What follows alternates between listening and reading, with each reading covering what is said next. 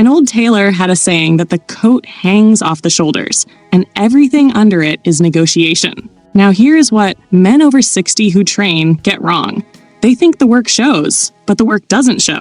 30 years of it, and a shirt hides most of it before we ever get to the man himself. So few men over 60 still get a second look from ladies. And the fit ones are losing it for a reason nobody told them. Most of you are not losing on the body. You are losing on transmission. Because only 4 things a man builds survive a shirt. 4 only. And most fit men over 60 are quietly muting all 4 of them. We notice men immediately in checkout lines, in church parking lots, at counters. Most times, we've made our decisions about you before anybody speaks. Number 1 is the neck. Closely look at where a shirt actually begins. It begins at the collarbone. So everything you built under that line is cloth from 10 feet away. And the neck, plus the shelf running out to the shoulder, is the only trained tissue we see for free. A neck keeps its thickness only while something asks it to. So a full neck past 60 is not a look. It is an easy receipt. And it arrives first. At 20 feet, a face is still a smudge, but a collar line is not. So the neck gets noticed while the face is still loading. Now, on a man who carries and pulls, the line from the ear out to the shoulder is a shelf. On a man who stopped, it is a slide. Same jacket on both of them. 2 different animals underneath. 2 men in the same gray polo can be waiting on the same counter, and from behind one collar has room in it. The other has none. So in a plainer, the neck is the only muscle a shirt cannot cover. Yes, because it matters more to how you look in everyday life. Most fit men over 60 are covering it anyway. A collar that touches all the way around reports nothing, because we cannot see where the neck ends and the shirt starts. So we read 1 column instead of a man. 2 men in a truck cab seen from the passenger side at a light. That slope is the entire read at that angle. Nothing else is even visible. So the correction is collar size, not neck size.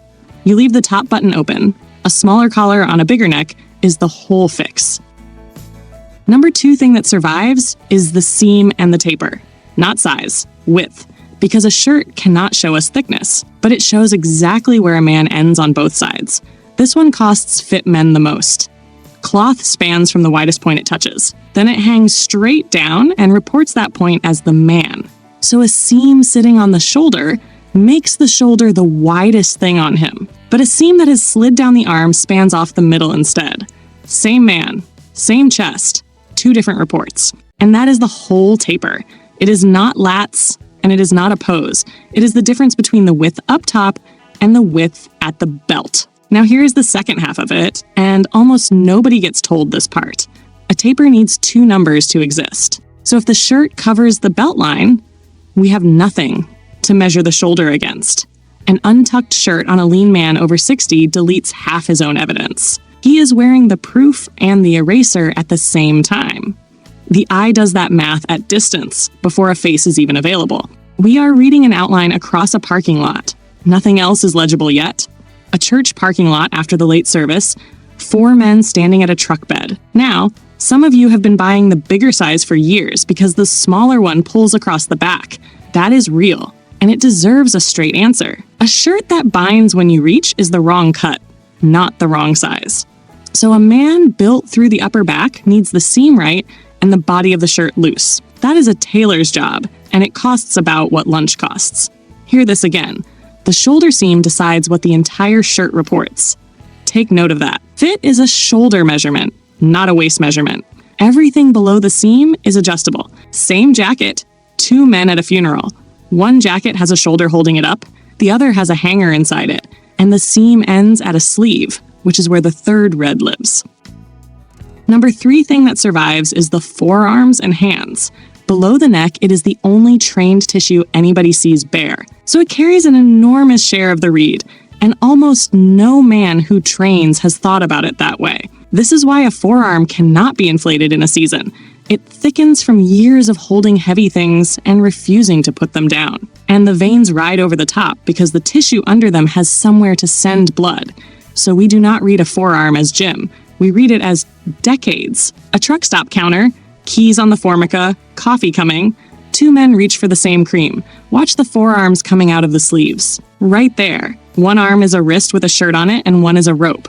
Women read that as capability. No, capability is too clinical, as usefulness. So the man is still good for something, and his arm said it before he did.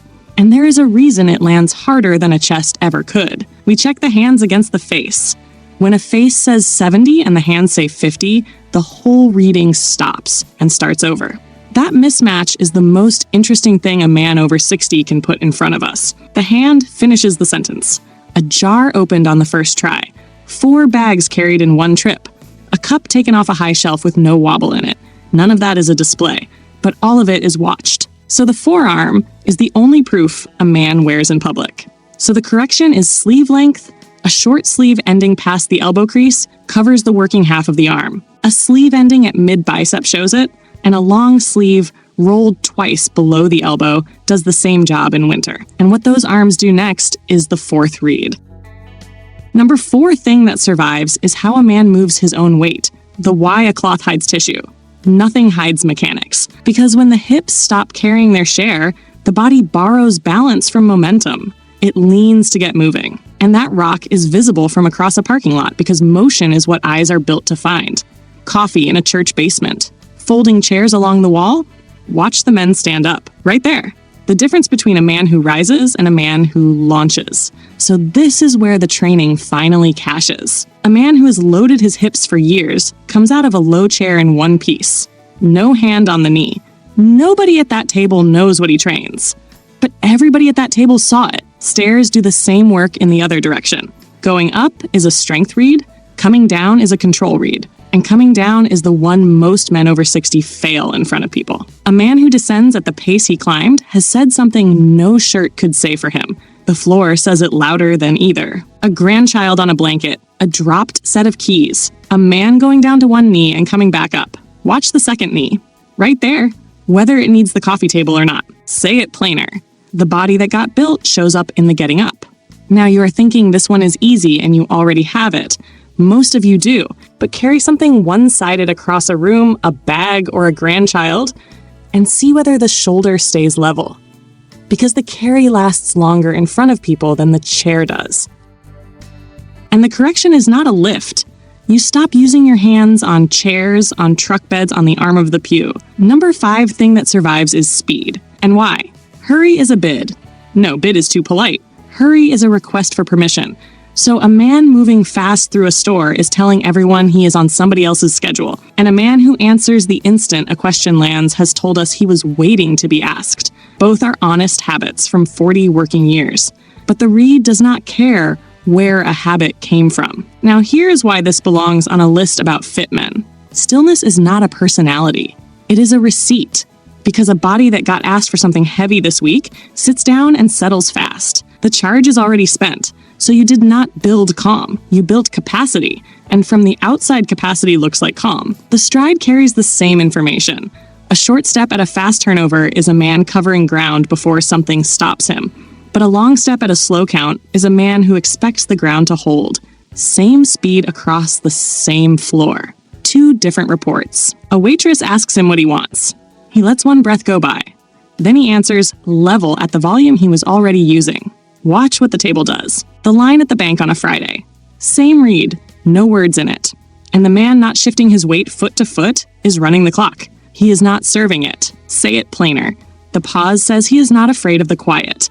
And a man who trains has a reason to be unhurried that other men do not have. He is not managing his energy across the day. So the calm is not manners. It is surplus. So the correction is one breath before you answer. Every time until it stops feeling like a stall. Stack the 4, and then the 5th. The neck fills the collar, so we read load. The seam sits on the bone, so the shirt reports his width instead of his middle. The forearm comes out of the sleeve, so we read decades instead of a season. He stands out of the chair with nothing on the knee, so we read hips that still work. And he lets one breath pass before he speaks, so the pace in that room is his. Now look at what is not on that list. The chest is not on it. The arms are not on it. The abdominal work is not on it. All of it is real. All of it is under cloth. And none of it is in the read. That is the whole problem with fit men over 60. The work got done. The transmission never did. Here's the arithmetic. Most men over 60 are not training at all, so they are out before the collar. Of the ones training, Most are dressed in a size that deletes the seam. Of the ones left, most cover the forearm without ever deciding to. And of the ones still standing, most are hurrying. So these are gates, not points. They do not add up. They multiply. That is the 3%. Say it plainer. Nobody outside your house knows what you lift. They know what your collar, your seam, your sleeve, and your chair told them. And none of this is a wardrobe problem. A man who is not trained cannot fix this with a collar. There is nothing under it to report. The clothes only decide whether real work gets counted. So the tailoring is worth nothing on its own and worth a great deal on you. A grocery aisle, a cart stopped, a woman deciding whether to look up a second time. Watch the collar and the sleeve on any man over 60. You will know what she decides before she does. And the second look is not a compliment. It is confirmation. She saw something the first time and came back to check her own read. That is the only look that has ever meant anything. The old tailors had it half right. The coat does hang off the shoulders. But past 60, the shoulders have to be worth hanging something on. And that half is not the tailor's job. You already did that half, and you have been doing it for years, on mornings when nobody was watching and nobody said a word. So the work is not the problem. The wrapping is. If you want the other side of this, watch why so few muscular men over 60 lift weights and why it matters. Same rarity, different half. And if you are one of the men still training at 68, subscribe and stay with us. This room is mostly men who already decided, and it fills up every week with more of them. Check your collar and your sleeve.